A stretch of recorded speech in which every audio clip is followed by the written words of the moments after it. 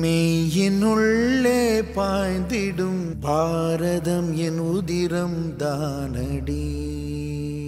சேதமில்லாத ஹிந்துஸ்தானம், இதனை தெய்வம் என்று கும்பிடடி பாப்பா பாரதியார் சொன்னார்.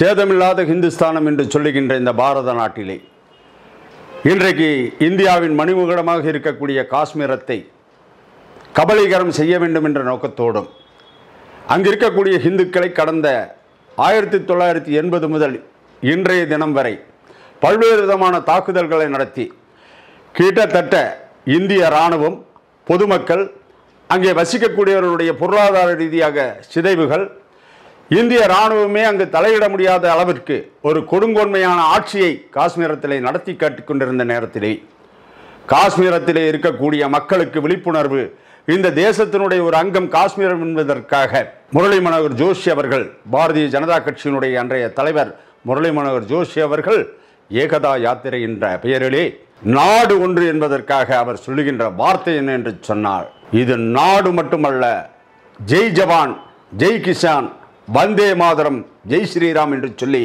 ஒரு முழக்கத்தை சொல்லி நாடு முழுவதும் தேசிய கொடியோடு சென்றார். அன்றைய தினத்திலே தேசிய கொடியை ஏந்தி செல்லுகின்ற அந்த ரத யாத்திரையினுடைய கதாநாயகனாக முரளி மனோகர் ஜோஷி இருந்தாலும் கூட அதை வழிநடத்திய மிகப்பெரிய பிதாமகர் யார் என்று சொன்னால் இன்றைய தினத்திலே பாரதத்தினுடைய பிரதமராக இருக்கக்கூடிய நரேந்திர மோடிஜி அவர்கள். அன்றைக்கு அவர்கள் போஸ்டர்கள் ஒட்டியிருந்தார்கள் காஷ்மீரத்திலே. ஒரு தாயினுடைய பாலை குடித்து விட்டு வந்தால் மட்டும்தான் இந்திய நாட்டைச் சேர்ந்த எவனாக இருந்தாலும் லால் சவுக்கிலே கொடியேற்ற முடியும் என்று சொல்லி ஒரு மிகப்பெரிய போஸ்டரை ஒட்டியிருந்தார்கள். அதே நேரத்திலே அதே லால் சவுக்கிலே சொன்ன தேதியிலே கொடியேற்றி இந்தியாவில் இருக்கக்கூடிய இந்த நரேந்திர மோடி ஒரு தாயின் பாலை குடித்து வளர்ந்தவன், ஆனால் தீவிரவாத செயலில் இருக்கக்கூடிய நீ பன்றிக்கு பிறந்தவனாக இருப்பான், பல முறைகளிலே பால் குடித்தவனாக இருப்பான் என்று சொல்லுகின்ற அளவிற்கு தன்னுடைய தேசபக்தியை வெளிப்படுத்தினார் நரேந்திர மோடிஜி அவர்கள். அப்படிப்பட்ட இந்த காஷ்மீரத்தினுடைய வரலாற்றை பற்றி பார்க்கின்ற பொழுது காஷ்மீரம் என்பது ஏதோ தானாக வந்ததல்ல. காஷ்மீரம் என்பது கஷ்யப்ப முனிவர் என்கின்ற முனிவர் இந்திரலோகத்திற்கு தன்னுடைய வாழ்க்கை அர்ப்பணித்து தியாகத்தின் மூலமாக இந்திரலோகம் சென்று விட்டார். தேவலோகத்தில் இருக்கக்கூடியவர்கள் சொல்லுகின்றார்கள், இங்கே மரித்தவர்கள் மட்டும்தான் மேலே வர முடியும், நீ எப்படி வந்தாய் என்று சொல்லி நீ மரித்து விட்டு வா என்று சொல்லி அனுப்பிய பொழுது தியாகத்தையும் தெய்வீகத்தையும் முனிவ தத்துவத்தையும் கையில எடுத்துக்கொண்டு கடல் மட்டத்தில் இருக்கக்கூடிய கடலை மலையாக கொண்டு வந்து ஒரு மிகப்பெரிய அளவிற்கு காஷ்மீரத்தை உருவாக்கியவர் கஷ்யப்ப முனிவர். ஆகவே இது சுவிட்சர்லாந்துக்கு இணையான பகுதி.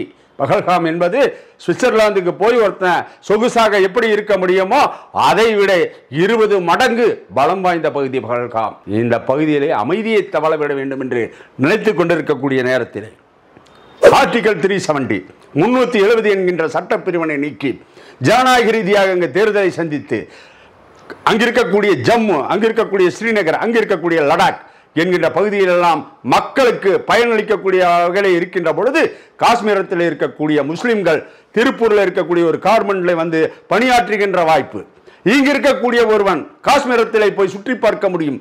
இந்த சூழ்நிலை வந்ததற்கு பின்னால் காஷ்மீர் 1980 இருந்த காஷ்மீர் இன்றைக்கு சுதந்திர இந்தியாவினுடைய ஒரு பகுதி மட்டுமல்ல, சுதந்திர இந்தியாவினுடைய கடமையை செய்யக்கூடிய ஒரு பகுதியாக காஷ்மீர் மாறிவிட்டது.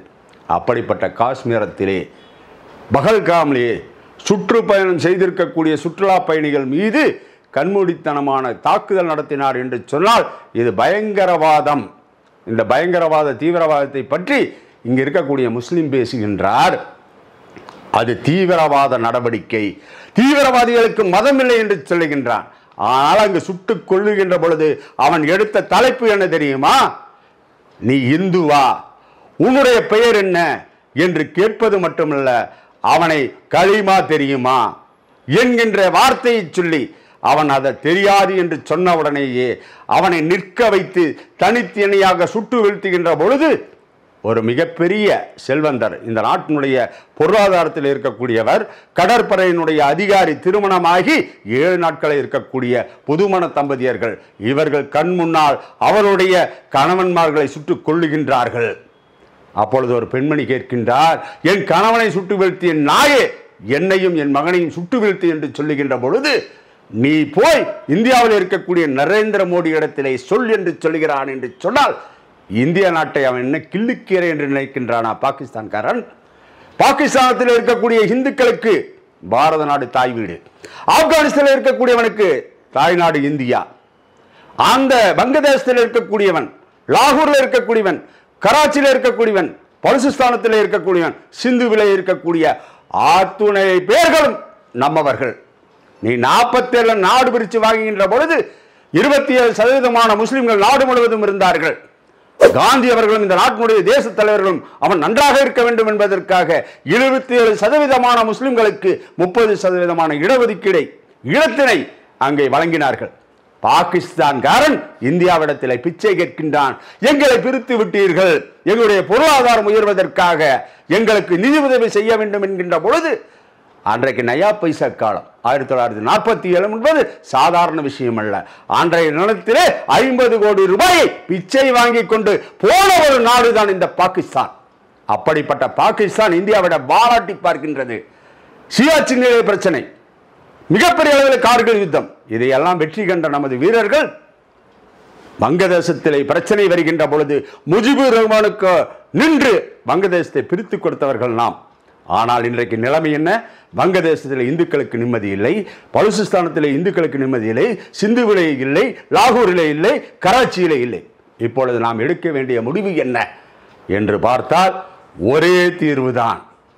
இராணுவ நடவடிக்கையை மேற்கொள்வது மட்டுமல்ல, நாம் இராணுவ நடவடிக்கை எடுத்தால் இந்தியா வெற்றி பெறும் சந்தேகமும் இல்லை. ஆனால் எடுக்க வேண்டிய முடிவு என்ன என்று சொன்னால், இந்தியாவுடைய வரலாற்றை புரட்டி பார்த்தால் சத்ரபதி சிவாஜி அவருடைய வாழ்க்கை ஹிந்து ஸ்வராஜ் என்று சொன்னார்கள். அதற்கு முன்பாக விஜயநகர பேரரசை ஆண்ட விஜயநகர சாம்ராஜ்யம், இவர்கள் 2 பேரும் செய்த ஒரே தவறு என்ன என்று சொன்னார், அன்றைய தினத்திலே இந்து ஸ்வராஜ்யமாக உருவானதற்கு பின்னாலும் கூட இங்கு இருக்கக்கூடிய முஸ்லிம்கள் முஸ்லிம்களாக வாழலாம் என்று சொன்னார்கள். இங்கு இருக்கக்கூடிய முஸ்லிம்கள் பட்டாணியர்கள் துலுக்கர்கள் இந்த நாட்டிலே அவர்களாக இருக்கலாம் என்று சொல்லியதனுடைய பெயரிலே இன்றைக்கும் நமக்கு தலைவலி. 1947 நாடு பிரிகின்ற பொழுது இந்துக்களோடு எங்களால் இணைந்து வாழ முடியாது என்பதற்காகத்தானே ஜின்னாவின் தலைமை ஏற்று பாகிஸ்தான் உருவானது. அன்றைக்காவது இந்திய தேசத்தினுடைய தலைவர்கள் இந்த நாடு இந்து நாடு, இங்கு வாழக்கூடியவர்கள் இந்துக்கள் மட்டுமே வாழ முடியும் என்று சொல்லி இருந்தால் இன்றைக்கு நமக்கு இந்த பிரச்சனை இல்லை. ஆக தீர்வு என்ன? விஜயநகர பேரரசு என்று சொன்னால் அந்த பேரரசிலே பதவி போட்டியால் நாம் பலவீனமானோம். சத்ரபதி சிவாஜியினுடைய வரலாற்றிலே என்ன என்று சொன்னால், அவர் முஸ்லீமாக இருந்தாலும் தாய்மையை மதித்து ஒரு பெண்ணை அழகுபடுத்தி கொண்டு வருகிறார்கள் முஸ்லிம்கள். தளபதி கொண்டு வருகிறார், சிவாஜி மகாராஜா உங்களுக்கு ஒரு பரிசு பொருளை கொண்டு வந்திருக்கிறேன் என்று சொல்லி ஒரு இஸ்லாமிய பெண்ணை கொண்டு வந்த போது அவள் எனக்கு மனைவியாக அல்ல எனக்கு தாயாக என்று சொன்னானே, அதற்கு செய்கின்ற துரோகம் தான் இந்த துலுக்கர்கள் செய்கின்ற வேலை. ஆகவே இந்த சமுதாயத்தை வாழ வைக்க வேண்டும் என்று சொன்னால், இந்தியாவை உலகின் பொருளாதார ரீதியாக உயர்த்த வேண்டும் என்று சொன்னால் முஸ்லிம்களை புறக்கணிங்கள். அவன் எங்க இருந்தாலும் இந்துக்களுக்கு எதிரிதான். அவன் கோயம்புத்தூர்ல இருந்தாலும் சரி, சேலத்தில் இருந்தாலும் சரி, வேலூர்ல இருந்தாலும் சரி, வாணியம்பாடியில் இருந்தாலும் சரி, ஹைதராபாத்தில் இருந்தாலும் சரி, டெல்லியில் இருந்தாலும் சரி, முஸ்லிம்களை பற்றி குரு கோவிந்த சிம்மன் தெளிவாக சொல்லுகின்றான். கடலிலே எள்ளிலே எண்ணெய் குவளையிலே தன்னுடைய உடலை முழுவதுமாக எண்ணெய் தடவி விட்டு ஒரு எள்ளு மூட்டையிலே உருண்டால் எத்தனை எள்கள் அவனுடைய உடம்பிலே ஒட்டுமோ அந்த அளவுக்கு துரோகம் செய்த ஒரு பரம்பரை இருக்கும் என்று சொன்னால் அது இஸ்லாம். ஆகவே முஸ்லிம்களை புறக்கணிப்போம், இந்துக்களுடைய உணர்வுகளை வளர்த்துவோம், குர்ஆனை இந்தியாவில் தடை செய்ய வேண்டும். எவனெல்லாம் இந்தியாவில் வாழ முடியும் என்று சொன்னால் அவன் மத ரீதியாக முஸ்லிமாக இருக்கலாம், கிறிஸ்தவனாக இருக்கலாம், அல்லது புத்தனாக இருக்கலாம், பௌத்தனாக இருக்கலாம். ஆனால் இந்தியன் என்ற போர்வையினை மாற்றி இங்கே வாழக்கூடிய எவனாக இருந்தாலும் இந்த மதத்தையும் தர்மத்தையும் ஏற்றுக்கொண்டால் மட்டுமே இந்தியாவில் வாழ முடியும். இந்த நாடு இந்து நாடு என்கின்றதை பிரகடனம் செய்யக்கூடிய வாய்ப்பினை இந்த 100 ஆண்டு கால RSS நிச்சயமாக இந்த நூற்றாண்டு விளைவுகளை செய்ய வேண்டும். எண்ணற்ற தியாக மரபர்கள் இந்த நாட்டிலே இருக்கின்றார்கள். கடைசி ஒரு ஹிந்து இருக்கின்ற வரைக்கும் இந்த நாட்டிலே ஹிந்துவனுடைய தன்மானம் காப்பாற்றப்படும், இந்த நாட்டினுடைய கற்புகள் காப்பாற்றப்படும், இந்த கோவில்கள் காப்பாற்றப்படும், பெண்களுடைய நிலைகள் உயர்த்தப்படும்.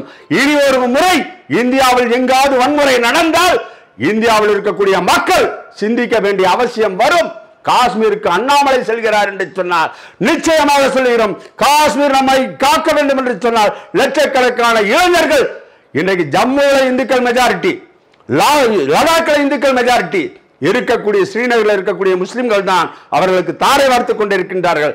தேவை ஏற்பட்டால் இந்திய ராணுவமாக இந்துக்கள் தயாராக வேண்டும் என்று இந்த நேரத்திலே சொல்லிக்கொள்ள ஆசைப்படுகிறேன். இதுவரை காஷ்மீருக்காக பலியான ராணுவ வீரர்கள், பொதுமக்கள், இப்பொழுது நடந்திருக்கக்கூடிய பகல்காம் தாக்குதலில் இறந்திருக்கக்கூடிய 28 சுற்றுலா பயணிகளுக்கும் என்னுடைய மானசீகமான இதய அஞ்சலியை தெரிவித்துக் கொண்டு இனி ஒரு மணி நேரம் கூட தாமதிக்க கூடாது. இந்த நாடு ஹிந்து நாடு என்ற உணர்வோடு கட்சியை மறப்போம், அரசியல் வேறுபாடுகளை மறப்போம். திருமாவளவன் போன்றவர்களும் சுந்தரவள்ளி போன்றவர்களெல்லாம் ராணுவத்தை கொச்சைப்படுத்துகின்றார்கள், இந்த சமுதாயத்தை கொச்சைப்படுத்துகின்றார்கள். அவர்கள் அத்தனை பேரையும் முடிந்தால் அரசியல் ஒதுக்கப்பார்கள், இல்லை என்றால் இந்து சமுதாயம் என்றைக்காவது ஒரு தினம் போர்க்கால நடவடிக்கை எடுக்கும் என்பதனை இந்த நேரத்தில் பதிவு செய்து கொள்கிறேன். நன்றி, வணக்கம். மேலும் இது போன்ற வீடியோக்களை காண தேசியவாத நியூஸ் யூடியூப் சேனலை சப்ஸ்கிரைப் செய்யுங்கள்.